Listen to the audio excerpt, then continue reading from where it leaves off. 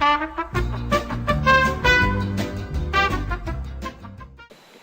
everyone, the Unknown Warrior. I can't even talk. The Unknown Warrior here. Boy, did I have a weird day. Went to school in the city early to study for the test. Went to the test, which actually wasn't so bad. Tried to find a comic shop in the city. Got myself completely lost thanks to Google Maps. Eventually found my way there. Popped down to Chinatown just for gits and shiggles. And eventually went all the way to Evanston to see a movie with a friend. It was one of those Riff Tracks live things, and took a rather harrowing journey on the way back home to the suburbs where I live. Suburbs of Chicago, that is, for those who aren't aware. Which would, I guess, probably be most of you. I'd be wondering, why is he talking about this? I read this something about Poke Stamps. Well, here's the reason. During this long trip, and specifically the long and slightly annoying and confusing trip getting home from Evanston due to my lack of a phone with a charged battery, I sort of came up with this idea, focusing on something I had picked up from Chinatown. There might be more than one of these episodes, or it might just die out here, who knows, but I think you might enjoy it. At least that's what I'm banking on. So yeah. I tried to come up with a clever name, like I did with Hack Attack. Semi-clever, anyway. Didn't really work. I just ended up calling it the Unknown Warrior's Random Stuff. So, enjoy it, and I'll tell you what I got at Chinatown today. Now, it's not going to be like that always. It's going to be different things every time. It's a bunch of the random stuff I have laying around that I think people might find some relative interest in. And that's that, and let's move on.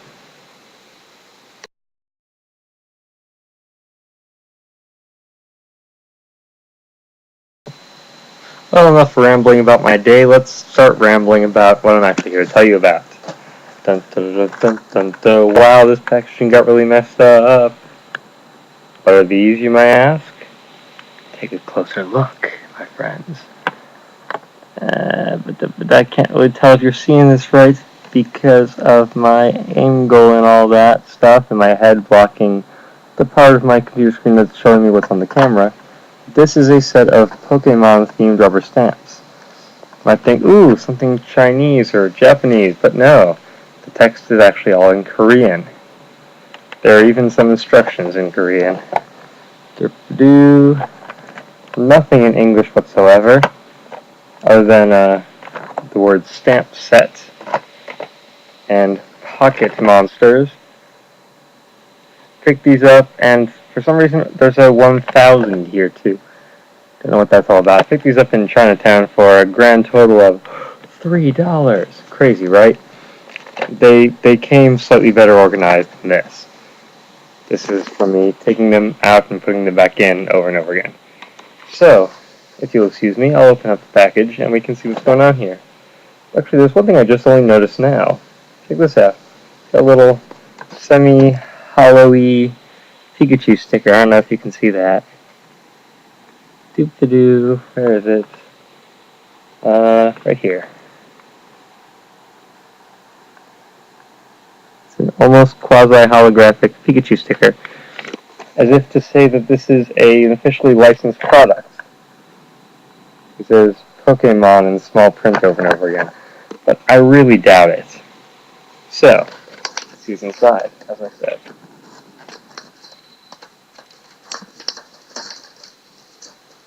Bit of a mess. I wish that I could say that the product didn't actually come that way, but it basically did come as a mess.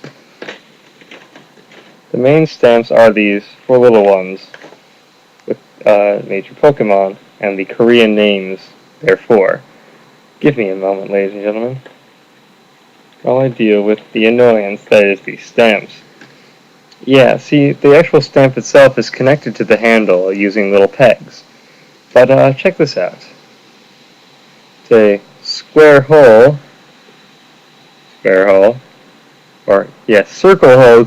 and square pegs.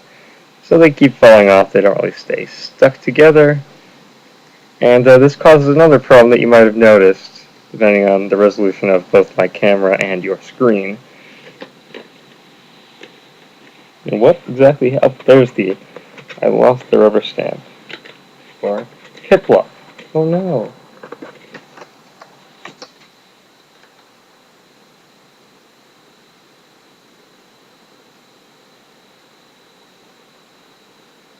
So yeah, so the main stamps, at least I think. Yo!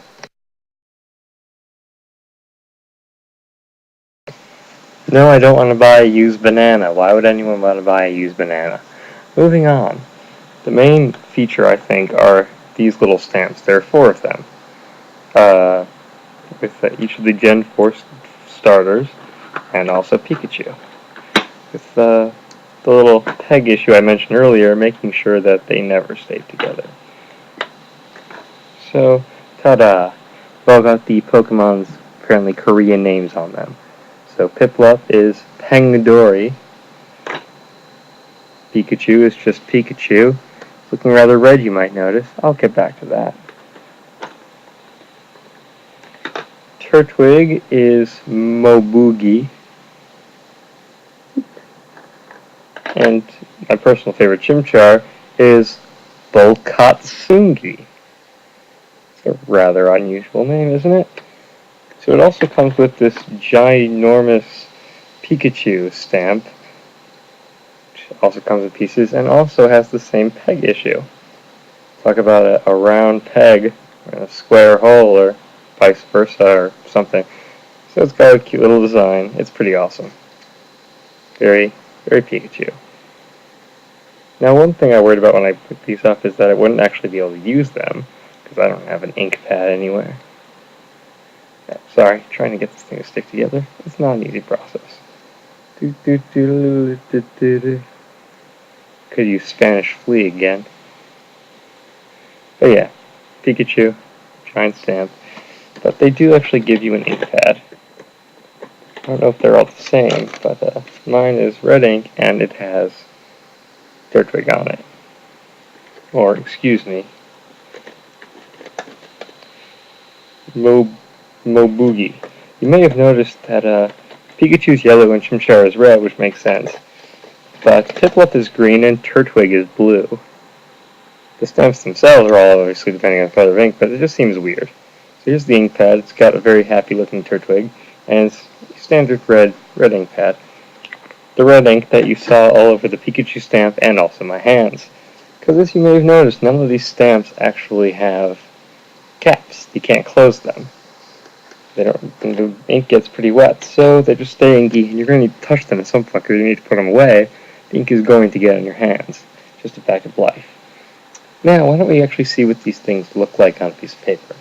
I have a piece of paper. Let's look at the Uber Pikachu stamp first. I haven't actually you tried that one yet. Should be interesting. If I can get the ink pad out. I'm going to have to wash my hands after this, clearly.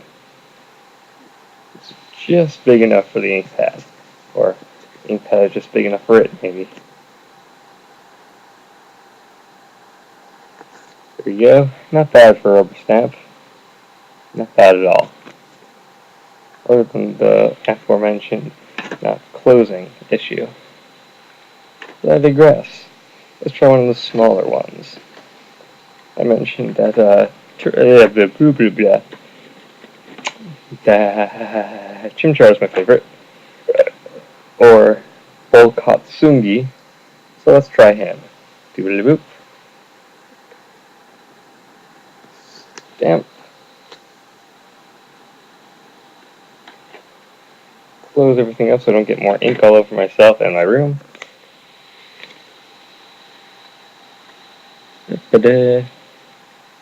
Little Chimchar stamp. Can you see that?